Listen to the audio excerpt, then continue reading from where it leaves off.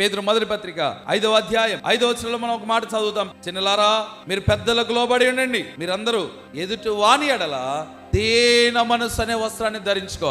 నీతి అనే వస్త్రం ధరించాల. రెండవది, రక్షణను పోగొట్టుకోవద్దు. మూడవది, దీన మనస్సు అనే వస్త్రం వేసుకోవాలండి. ఏంటి, దీన మనసు కూడా వస్త్రం వేసుకుంటారా?